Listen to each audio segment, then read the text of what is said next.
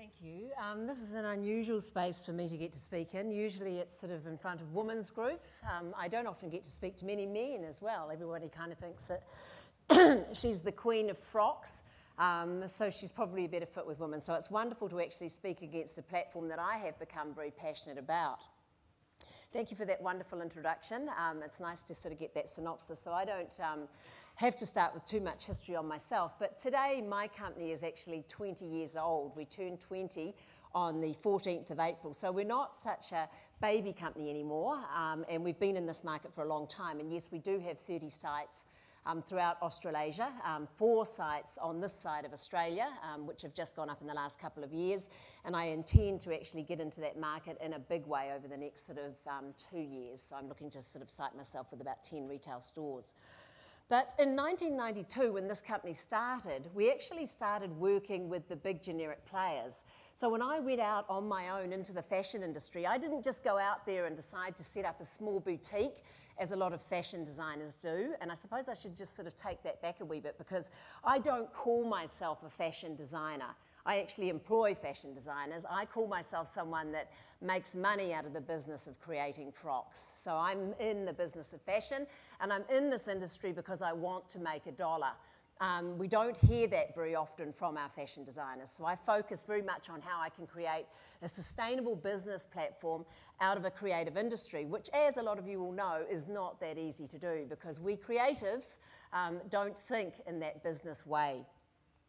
But I did start my life back in 1992 working with the big chain stores. So I worked with people like Kmart New Zealand, Farmers, Easy Buy, Glassons. Now those guys taught me all about the rag trade. They taught me how to build a sustainable business, and they made a lot of money for me. In my first year of operation, I turned over $1 million and was 50% profitable. You know, from a girl that's come off $40,000 as a salary, $500,000 is a whopping increase.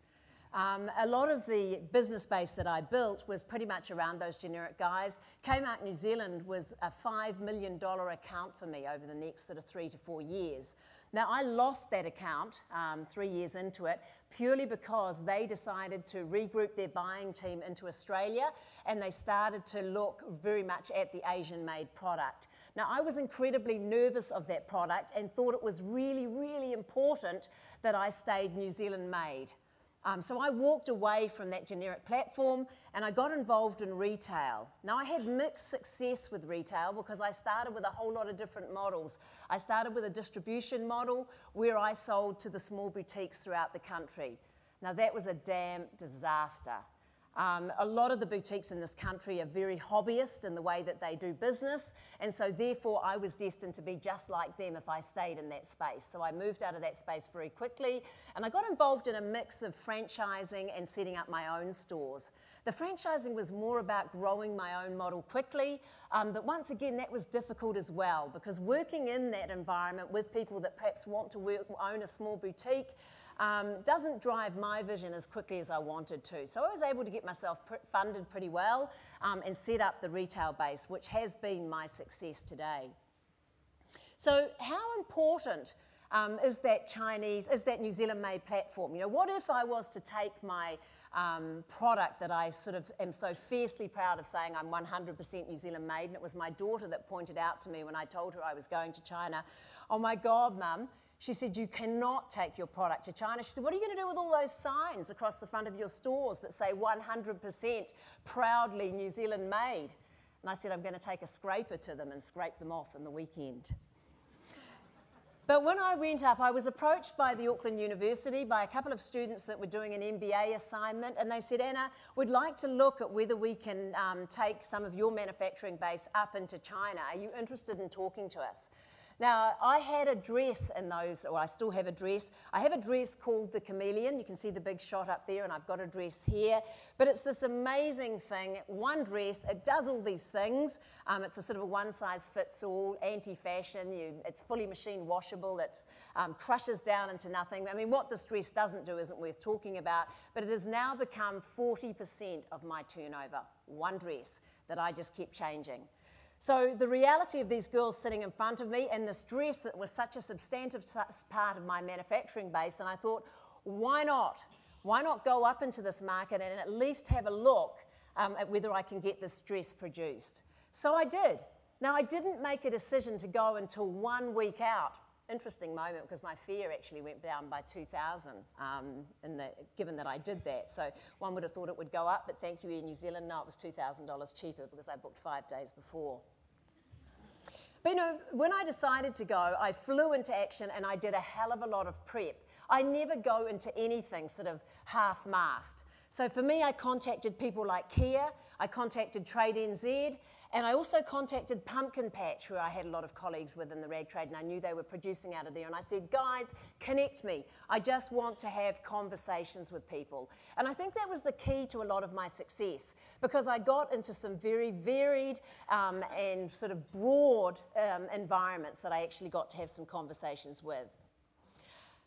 I mean, we flew into Hong Kong, we caught a train up to Guangzhou, and it was in Guangzhou that we based ourselves with the rest of the students in that hotel.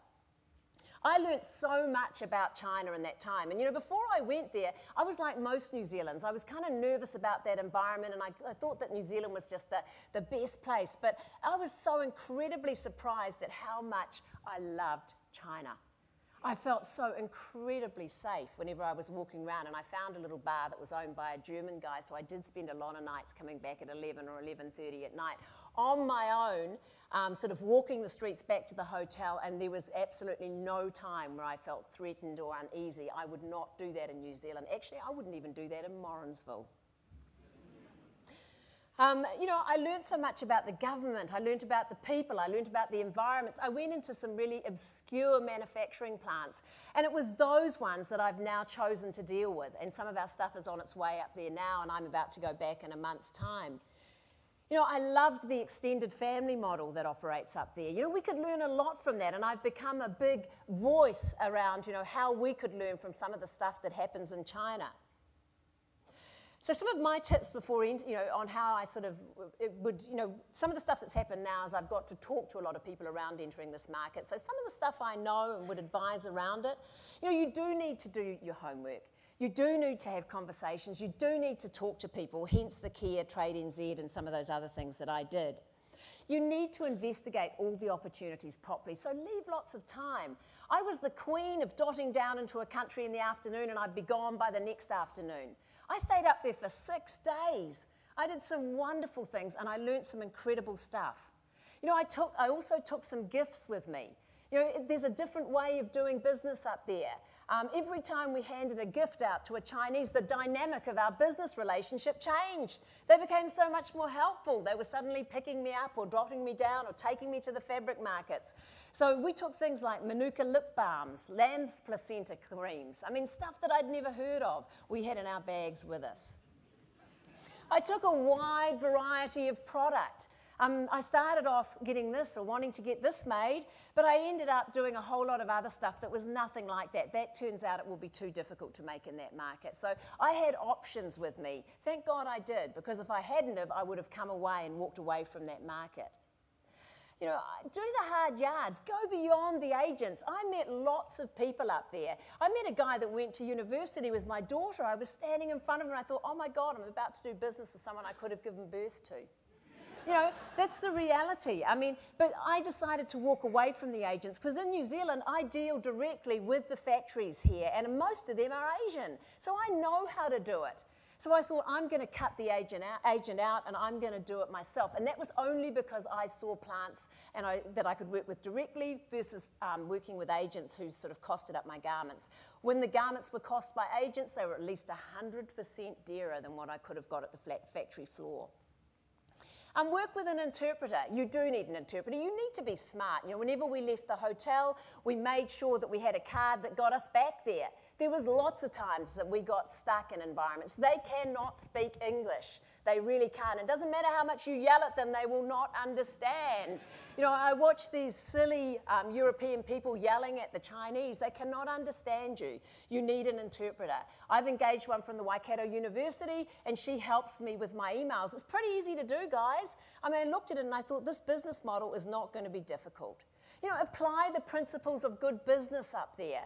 It is so important. I mean, the Chinese respect a strong business relationship. They're not all these rip-off merchants that you'd have you to believe. Sure, you can walk through the markets in Hong Kong and you can see the Louis Vuitton and the Jimmy Choo and even the Karen Walker sunglasses now. But, you know, the reality is that's not the total business platform up there. They really do value those relationships. And I'm really looking forward to sort of getting involved with some of these people. And I'm looking forward to going back to that country because I really love what it is. So what has been the reaction to China from my customer base? Not great, but it has essentially come from people that are relatively misinformed. We live in a bubble here in New Zealand, we really do. I mean, we need to get out there, we need to build businesses that are capable of working globally. That is the only way that I can drive my business forward. There's only 4 million people here. After a while, I run out of people to sell frocks to. And I certainly run out of people to sell chameleon frocks to. So it is way better to actually be thinking like that. But it's also better from a fabric point of view. The fabric markets that I went into in Guangzhou just blew my mind, and I only saw small segments of those.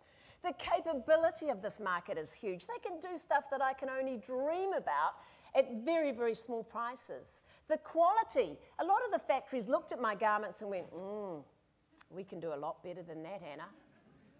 So I can deliver better quality into this market. And obviously the price, you know, it is a lot better for me. And sure, there's going to be risks, but there's risks in everything I do. You know, business is about risk. You know, who ever learnt to ski without falling over? So every damn day I have to get out there and look at how I can do business differently. And I'm certainly not going to stay the same. And I am totally going to embrace this market. It will be so important for my company and some of the goals that I have going forward. No, it's not the cheapest market, but I was never after the cheapest. I was after a wide gamut. I'm just finished, last line. And I do plan, as I said, to travel back there in July. And I'm also now thinking, hey, if China's this great, what's India going to look like? Thanks, guys.